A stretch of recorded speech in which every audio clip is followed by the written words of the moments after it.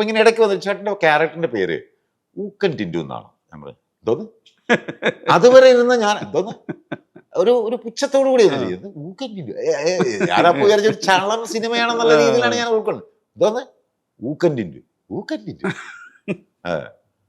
ഞാൻ ആ ചോദിക്കാൻ കാരണം ആ സമയത്ത് ഞാൻ ഈ പറഞ്ഞ ഷഷ്ടിപൂർത്തി അന്നേരത്തൊക്കെയുള്ള എന്റെ വേഷത്തിന്റെ പേരെന്ന് പറഞ്ഞാൽ മിന്നൽ രാമു അങ്ങനെ, അല്ലെങ്കിൽ അരകല്ല് ആട്ടുകല്ല്, ഇങ്ങനത്തെ പേരുകളുള്ള ക്യാരക്ടേഴ്സാണ് ഞാൻ ചെയ്തിരിക്കുന്നത്. വളരെ റഫ് ആൻഡ് ടഫ് ആയിട്ടുള്ള അങ്ങനത്തെ ക്യാരക്ടർ.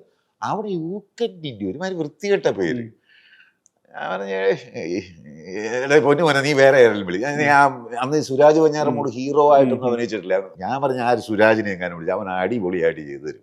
ഇത് എനിക്ക് ഈ കോമഡി ഒന്നും വഴങ്ങത്തില്ല, നീ അത് അവനെ കൊണ്ട് ചെയ്യും. അവനത് നല്ല രസമായിട്ട് ചെയ്യും, അത് ക്ലിക്കാകും, അവനത് കറക്റ്റാണ്, അവൻ ആ പേര് നന്നായിട്ട് അത് അന്നേരം മറ്റേ പേരൊക്കെ ഹിറ്റായി നിൽക്കുന്ന ദശപൂലം താമോ.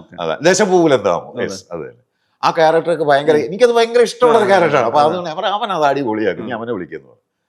അപ്പോൾ അവന് ശരിയാ ചേട്ടാ, ചേട്ടൻ പറഞ്ഞ ശരിയാ, സുരാജിന് ആ പേര് ചേരും, പക്ഷെ ചേട്ടൻ ആ പേര് ചേരില്ല, എനിക്കതാണ് ആവശ്യം. അവിടെ എനിക്ക് കത്തി. കാര്യം അതാണ് കോമഡി എന്ന് പറയുന്നത്.